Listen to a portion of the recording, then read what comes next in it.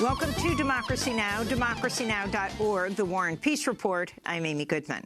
The United Nations is calling for an immediate one-month ceasefire in Syria after more than 85 people were killed Tuesday by Syrian government bombing and artillery strikes against two rebel-held enclaves, eastern Ghouta, a suburb of the capital Damascus, and the northern province of Idlib.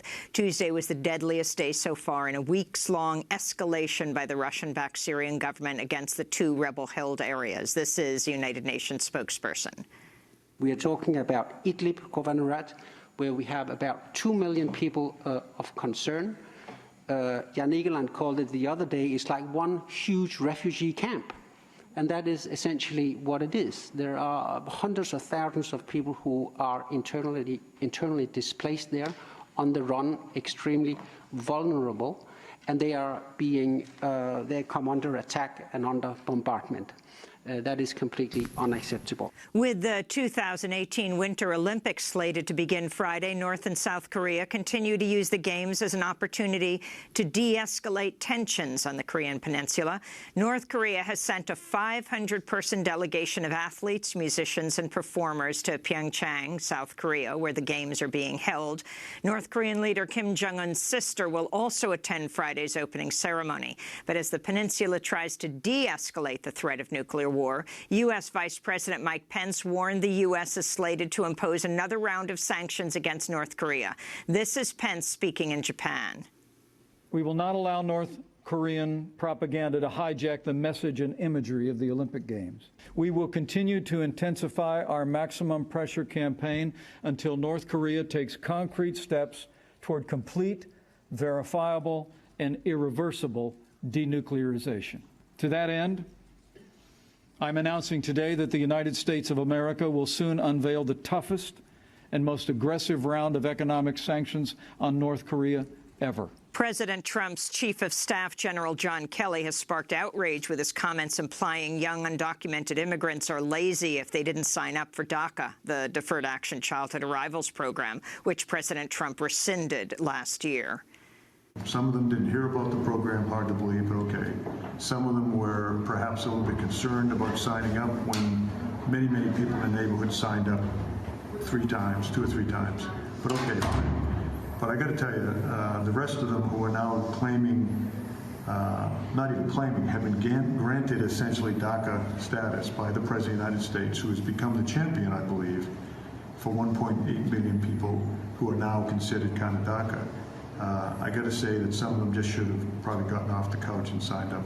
Immigrant rights advocates slammed General Kelly's comments as ignorant, pointing out signing up for DACA costs hundreds of dollars every 2 years and requires navigating the program's complicated age and date requirements, which advocates say restricted far more immigrants than Kelly claimed.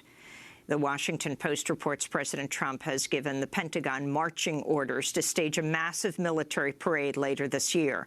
The Post reports Trump demanded the parade during a January 18th meeting with top military generals after having been inspired by the one in Paris during Bastille Day. One military official who spoke to the Post said, quote, "This is being worked at the highest levels of the military."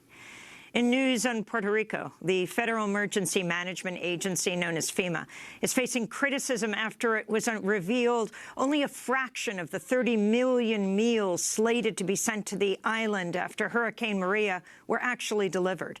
FEMA approved a $156 million contract for a one-woman company to deliver the 30 million meals. But in the end, FEMA canceled the contract after she delivered only 50,000 meals in what FEMA called a logistical nightmare. FEMA's also faced criticism for approving a $30 million contract for emergency tarps and plastic sheeting, not a single tarp of which was ever delivered.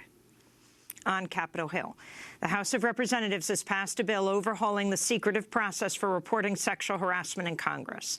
The legislation would bar lawmakers accused of sexual harassment from using taxpayer money to settle lawsuits. It would also provide legal representation to those alleging they've been sexually harassed. Under the current system, the accused sexual harassers are already provided a lawyer.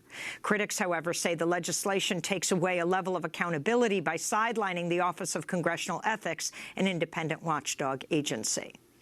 Las Vegas casino mogul Steve Wynn has resigned from his company Wynn Resorts after being accused of sexually harassing women employees for decades in an explosive Wall Street Journal article published last month. Wynn has also resigned as the fundraising chair for the Republican National Committee. Wynn is a close friend of President Trump, who has also been accused of sexual harassment, misconduct, or assault by at least 16 women. In London, a judge ruled Tuesday to uphold the British arrest warrant for WikiLeaks founder Julian Assange, who's been holed up in the Ecuadorian embassy in London for more than 5 years. Assange's lawyers tried unsuccessfully to argue the British arrest warrant for jumping bail should be rescinded because it's related to a Swedish sexual assault investigation against Assange, which has since been dropped. Tuesday's ruling means Assange's legal situation has not changed. After Tuesday's ruling, Ecuadorian President Lenin Moreno said Ecuador will continue to protect Julian Assange. We are not afraid of anything, of nothing other than those that escape the respect of freedom, respect for dignity. That is the only thing we can fear. Mr. Assange is an inherited problem. He's a problem that is not comfortable. Under no circumstances, no country would be comfortable in a similar circumstance. However, we have made a commitment from the start to continue protecting the life of Mr. Assange, which we think is in danger. Hong Kong's highest court has thrown out the prison sentences for 3 pro-democracy student organizers, Joshua Wong, Alex Chow, and Nathan Law. Tuesday's ruling reverses the August 2017 verdicts, in which the 3 were sentenced to months in prison for helping organize the 2014 pro-democracy umbrella movement protests. The activists, however, cautioned against celebrating the ruling as the court warned them that any future organizing could result in imprisonment. This is Joshua Wong. According to the judgment handed down by the Court of Final Appeal, in the future, if there are any similar actions, protesters will still receive imprisonment. So I will not in any way describe this as a win and do not see it as a reason to celebrate. Back in the United States, New York City taxi drivers held a vigil Tuesday to honor livery car driver Douglas Shifter, who killed himself in front of City Hall Monday morning after writing a long Facebook post condemning local politicians and Wall Street-backed apps like Uber for pushing him into financial ruin. In the post, Shifter describes working 100 to 120 hours a week for the last 14 years. He went on to condemn the executives of the ride-hailing apps for driving down rates and wrote, quote, "I will not be a slave working for chump change. I would rather be dead," he said. We'll have more on the story after headlines. In Baltimore, Maryland, closing arguments are slated to begin today for 2 Baltimore police officers who face racketeering, conspiracy, and robbery charges as part of what the New York Times is calling one of the most startling police corruption scandals in a generation. The officers were part of an elite plainclothes unit called the Gun Trace Task Force. 6 other members of the task force have already pleaded guilty to an array of crimes. Prosecutors say the task force stole hundreds of thousands of dollars from city residents, broke into people's houses, stole drugs, then gave them to drug dealers, and even carried around BB guns they could use to plant on people they shot. We'll have more on the case later in the broadcast with Sharon Eiffel, head of the NAACP Legal Defense Fund. In San Francisco, a federal court has upheld a $25 million settlement against President Trump over his now-defunct Trump University. The ruling means the students defrauded by Trump University will finally get back some of their money. Trump's lawyers settled the lawsuit after he won the 2016 election.